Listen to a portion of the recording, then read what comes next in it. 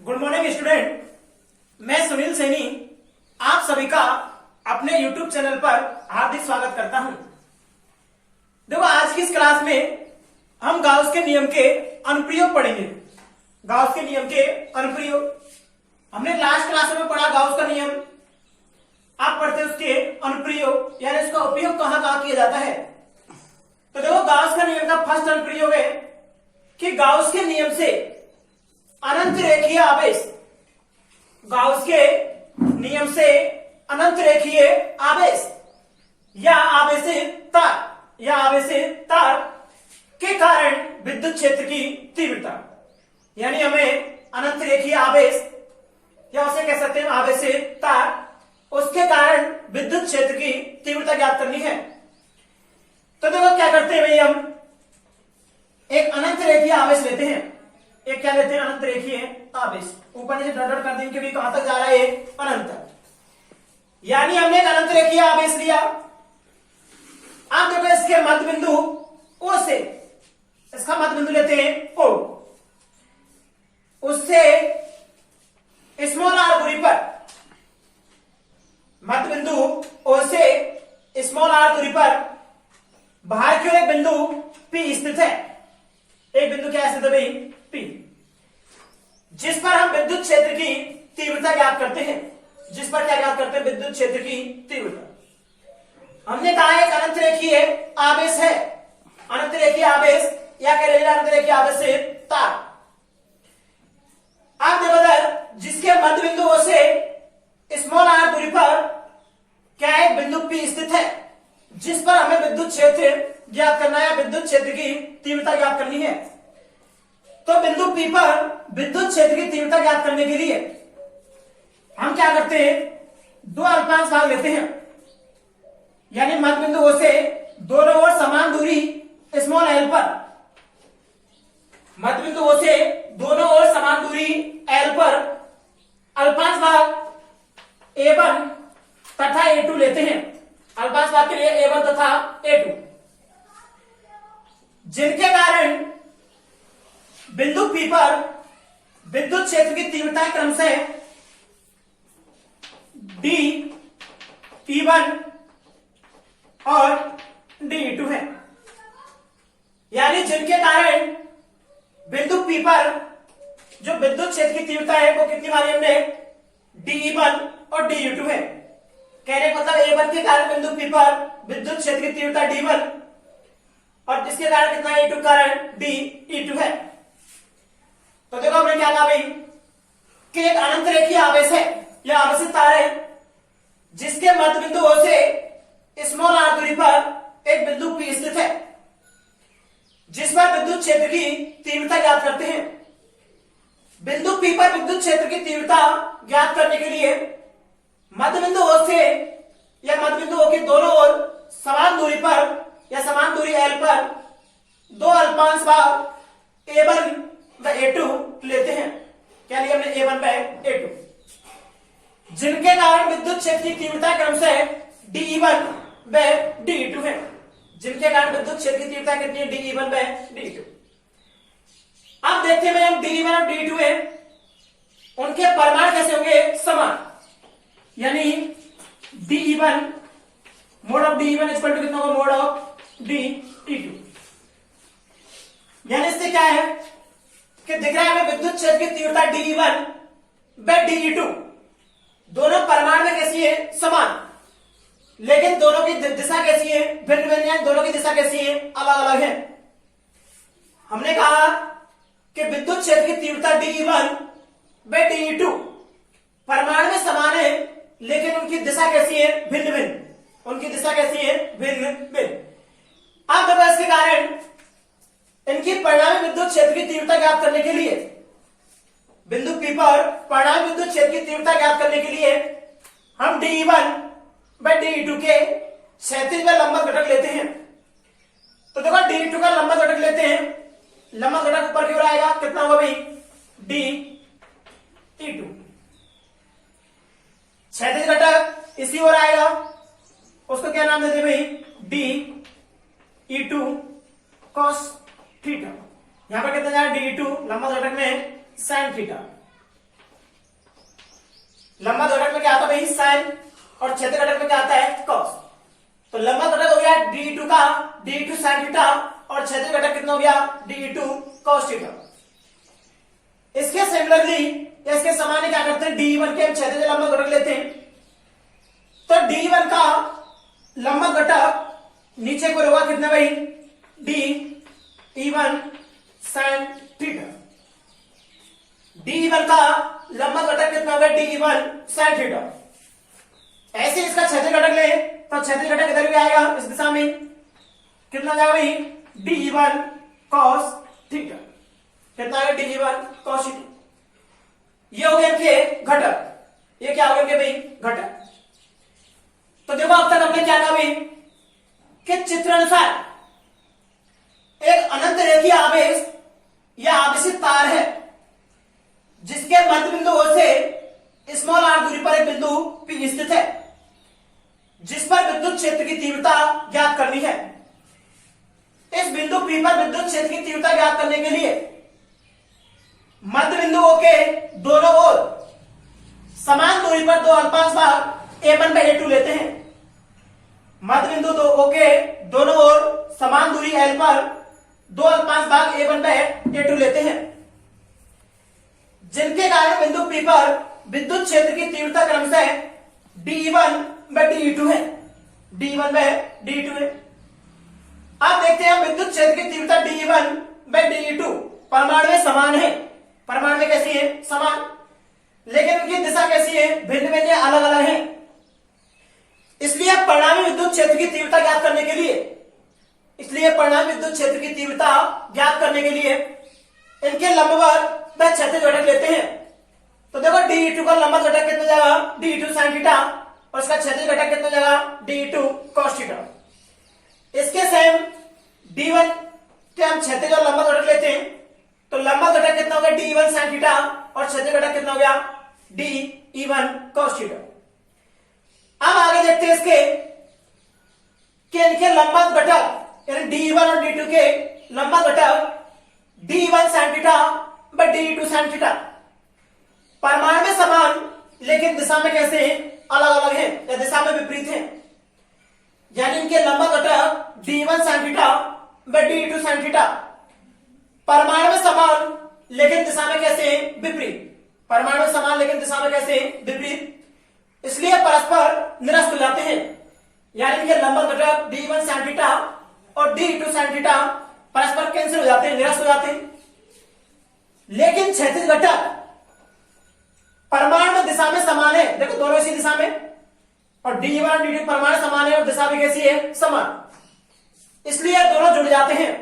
इसलिए इनके क्षैतिज घटक D1 cos theta by D2 cos theta क्या होते हैं, जुड़ जाते हैं, जिनके कारण परिणामी विद्युत क्षेत्र की तीव्रता प्राप्त होती है। यानी इनके क्षैतिज घटकों के कारण क्या होती है, परिणामी विद्युत क्षेत्र की तीव्रता प्राप्त होती है। अब देखो परिणामी विद्युत क्षेत्र की तीव्रता, इसी प्रकार हम क्या करते हैं, इस संपूर्ण चालक तार को या आवेशित तार को समान अल्पांश भागों में विभाजित कर लेते हैं।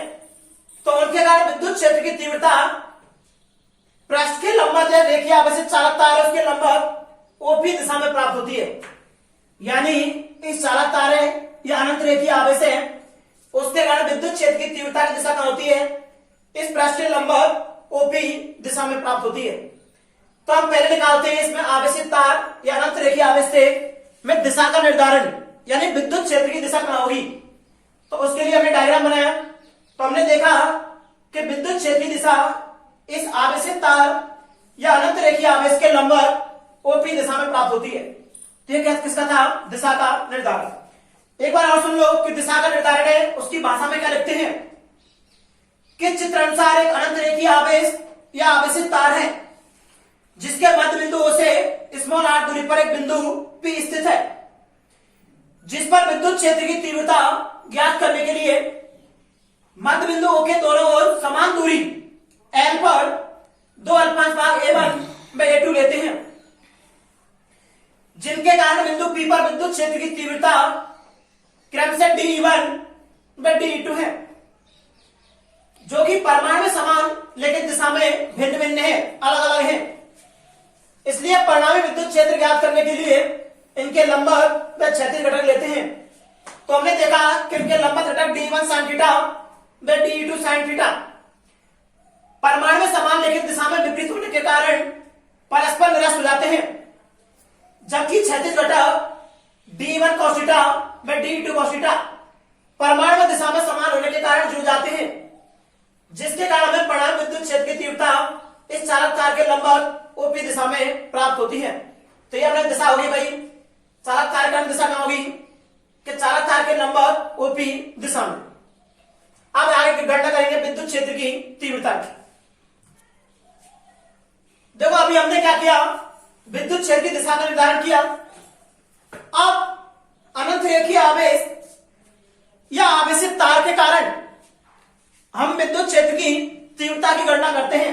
हम क्या करते हैं, विद्युत क्षेत्र की तीव्रता की गणना। तो देखो विद्युत क्षेत्र की तीव्रता की गणना करते हैं हम गाउस के नियम से। तो क्या करते हैं भाई, हम एक अनंत रेखीय आवेश या आवेशित तार लेते हैं।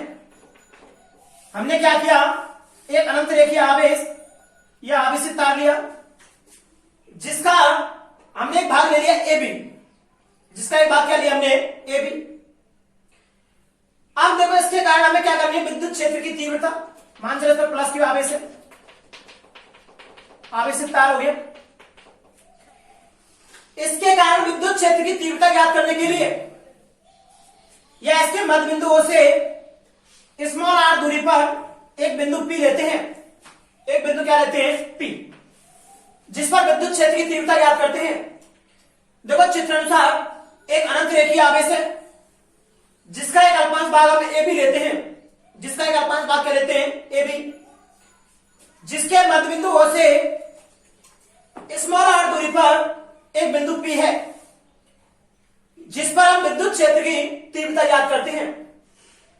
तो देखो गाउस के नियम से विद्युत क्षेत्र की तीव्रता ज्ञात करने के लिए स्मॉल आर त्रिज्या की हम इस अल्पांश भाग की सममिति का एक बेलनाकार पृष्ठ की कल्पना करते हैं।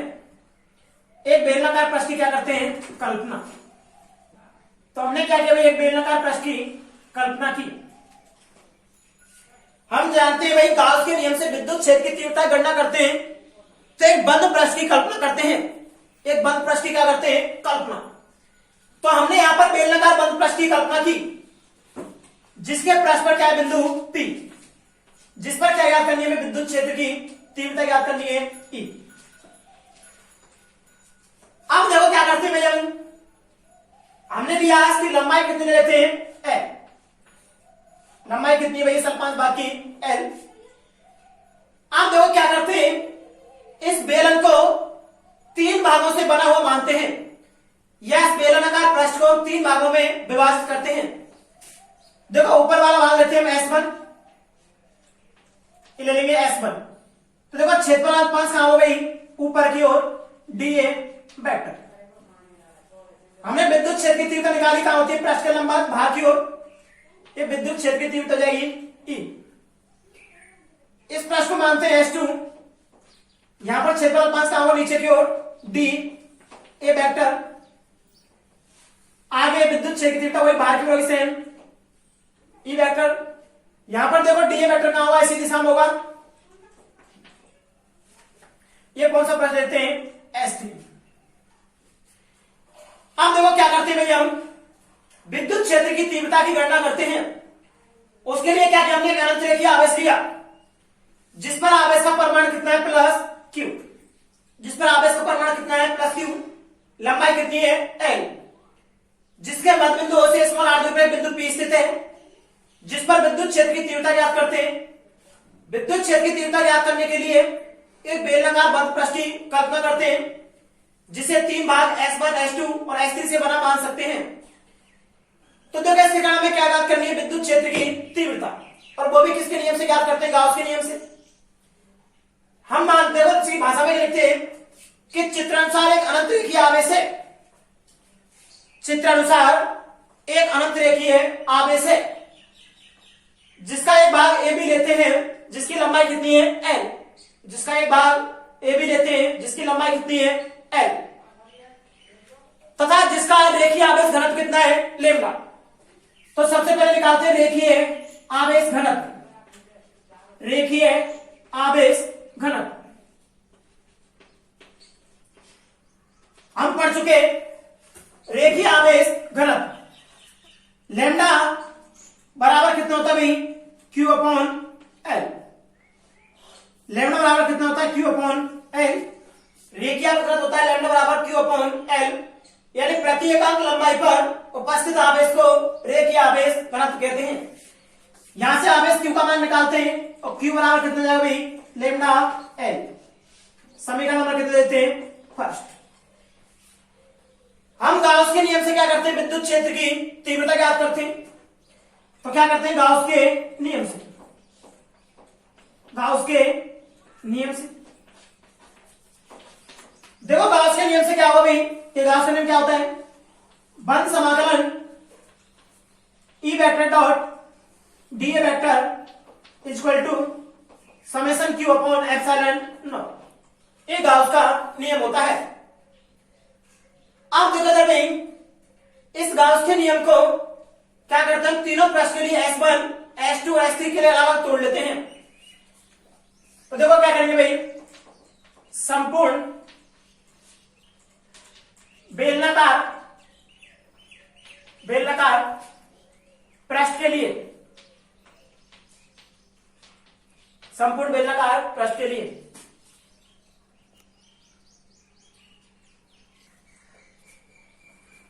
देखो, संपूर्ण बेलनाकार पृष्ठ के कारण विद्युत क्षेत्र की तीव्रता ज्ञात करेंगे।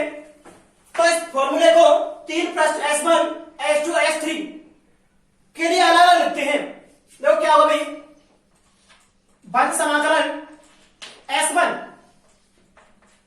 E vector dot dA vector plus कितना जाएगा, बंद समाकलन S2 E vector dot dA vector plus S3 के लिए, S3 के लिए कितना होगा भाई, E vector dot dA vector equal to कितना होगा भाई,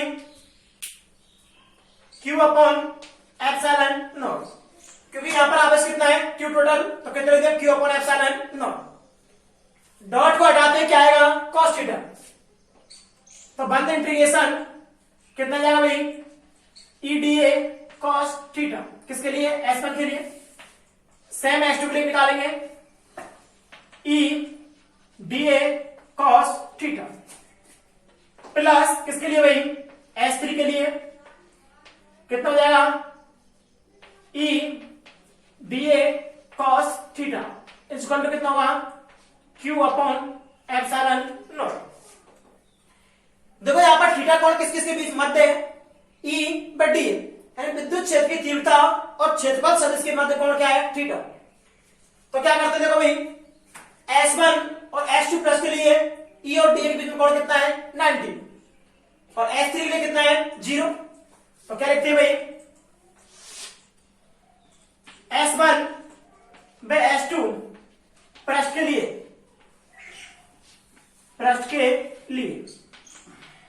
देखो S1 बाय S2 पृष्ठ के लिए क्या है, E vector by dA vector लंबवत है। E vector by dA vector कैसे है, लंबवत, अतः थीटा बराबर कितना जाएगा, 90 डिग्री। सेम किसके लिए लेते हैं, S3 पृष्ठ के लिए, S3 पृष्ठ के लिए देखो कितना होगा कोण, E by dA, E vector by dA vector कैसे में अनुदिश, एक ही दिशा में, तो थीटा कितना जाएगा, dA अनुदिश है, तो थीटा बराबर कितना जाएगा, 0 डिग्री। वैल्यू रखते हैं यहां से भाई, बंद समाकलन S1 E dA cos कितना हो जाएगा, 90 प्लस बंद समाकलन S2 E dA कितना हो जाएगा, cos 90 प्लस बंद समाकलन S3 E dA cos कितना हो जाएगा, 0 बराबर कितना होगा, Q upon epsilon not. cos 90 मान 0, तो ये दोनों कितने जाएंगे, 0, और cos 0 मान कितना होता है, 1। तो ये 0 प्लस कितना जाएगा, 0 प्लस कितना है भाई, बंद समाकलन S3 E dA cos 0 मान 1 हो जाएगा, इक्वल टू कितना हो गया q अपॉन एप्सिलॉन नॉट। अब देखो हमें किसका मान चाहिए भाई, e का, तो e को बाहर निकाल लेते हैं। बंद समाकल कितना हो गया S3 dA बराबर कितना हो गया q अपॉन एप्सिलॉन नॉट। अब देखो इधर भाई क्या हमारे पास dA क्या है, क्षेत्रफल अल्पांश का, क्षेत्रफल सदिश है किसका, इस वक्र पृष्ठ भाग का। ये इंटीग्रेशन वाला संपूर्ण वक्र पृष्ठ का क्षेत्रफल कितना होगा भाई, बेलन का वक्र पृष्ठ क्षेत्रफल कितना होता है 2 पाई RL, कितना होता है 2 पाई RL। तो E वैल्यू कितनी होती है 2 पाई RL equal to Q upon epsilon naught. Side ले सकते हैं चूंकि S3 dA इक्वल टू कितना जाएगा 2 पाई RL। किसका मान निकालते हैं, E का, E बराबर 2 पाई R कह देते हैं अंदर बाहर, या फिर क्या करें समीकरण 1 से किसका मान रख देते हैं Q का, समीकरण 1 से Q का मान रखने पर, Q का मान रखने पर देखो समीकरण 1 से Q का मान रखते हैं तो कितना जाएगा भाई, E बराबर Q का मान कितना जाएगा, E ब्रैकेट में 2 पाई RL, Q का मान कितना लैम्डा L, तो रख देंगे लैम्डा L अपन कितना जाएगा एप्सिलॉन नॉट, L से L क्या जाएगा कैंसिल, तो E का क्या ले देंगे यहां पर भाग। देखो E बराबर कितना है 2 पाई RL बराबर लैम्डा L अपन कितना एप्सिलॉन नॉट, L से L कैंसिल हो गया, E का भाग देते देखो E बराबर कितना आएगा, लैम्डा L था तो कितना आएगा लैम्डा अपॉन 2 पाई R इंटू कितना जाएगा एप्सिलॉन नॉट। देखो इस प्रकार लिख सकते हैं बिंदु छेद की तीव्रता E बराबर कितना आएगा lambda upon 2 pi R epsilon not. या फिर देखो से K के रूप में फॉर्मूला बनाने के लिए अंश में हर कितने गुणा कर देते हैं 2 का, क्योंकि 4 पाई एप्सिलॉन नॉट क्या हो जाएगा K, तो लिख देंगे अंश में हर में 2 का गुणा करने पर, अंश में हर में 2 का गुणा करने पर, गुणा करने पर देखो अंश में हर में 2 का गुणा करते हैं तो कितना जाएगा भाई, E बराबर 2 lambda upon 4 pi epsilon not कितना जाएगा R, हम जानते हैं तो E बराबर फॉर्म में कितना जाएगा 2K lambda upon R। Side ले सकते हैं चूंकि K इक्वल टू कितना होता है 1 अपॉन 4 पाई एप्सिलॉन नॉट, तो 1 अपॉन 4 पाई एप्सिलॉन नॉट करके रख देंगे K, तो E बराबर आ गया 2K लैम्डा अपॉन कितना R। समीकरण दे देंगे 2। ये निकलती अनंत रेखीय आवेश या आवेश से तार के कारण विद्युत क्षेत्र की तीव्रता E बराबर 2K लैम्डा अपॉन कितना R।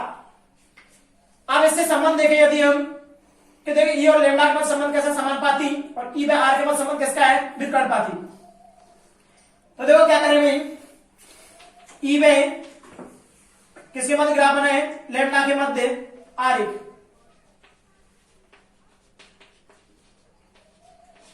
यानी रेखीय आवेश घनत्व के साथ में विद्युत क्षेत्र की तीव्रता किस प्रकार परिवर्तित होती है, तो E बाय लैम्डा के मध्य R बनाए तो देखो E और लैम्डा का संबंध कैसा समानुपाती, तो देखो इधर होगा लैम्डा, ये मूल बिंदु ले ले O, इधर क्या होगा विद्युत क्षेत्र की तीव्रता E, संबंध समानुपाती का ग्राफ कैसे प्राप्त होगा सीधी रेखा, ये क्या हो जाएगा E समानुपाती लैम्डा। यदि E बाय R के मध्य क्या बना है R, तो E बाय R के मध्य R, देखो E बाय मध्य R के मध्य R बना है, तो E बाय R के मध्य संबंध देखो किसका है व्युत्क्रमपाती, तो क्या हो जाएगा E व्युत्क्रमपाती कितना हो जाएगा R। तो देखो किस ग्राफ बनाते हुए एक्स एक्सिस पे लेंगे R, वाई एक्सिस पे क्या ले लेंगे E। देखो व्युत्क्रमपाती का साइन होता है तो ग्राफ कैसे बनता है एक्सपोनेंशियल, कितना जाएगा E व्युत्क्रमपाती R। तो देखो इस प्रकार हमने अनंत रेखीय आवेश या आवेश से तार के कारण विद्युत क्षेत्र की तीव्रता निकाली। पहले सबसे पहले क्या किया हमने विद्युत क्षेत्र की दिशा का निर्धारण किया, तो विद्युत क्षेत्र की दिशा पृष्ठ के लंबवत बाहर की ओर ऊपरी दिशा में आई। उसके बाद हमने विद्युत क्षेत्र की तीव्रता गणना की किसके नियम से, गाउस के नियम से, तो फॉर्मूला कितना है 2K लैम्डा अपॉन कितना R। E व लैम्डा अपने पास विद्युत क्षेत्र की तीव्रता और रेखीय आवेश घनत्व के मध्य क्या बनाया ग्राफ, इसके लास्ट में क्या किया हमने भाई, ई बाय आर के मध्य ग्राफ या विद्युत क्षेत्र की तीव्रता दूरी के अनुसार किस प्रकार परिवर्तित होती है वो लिखा है।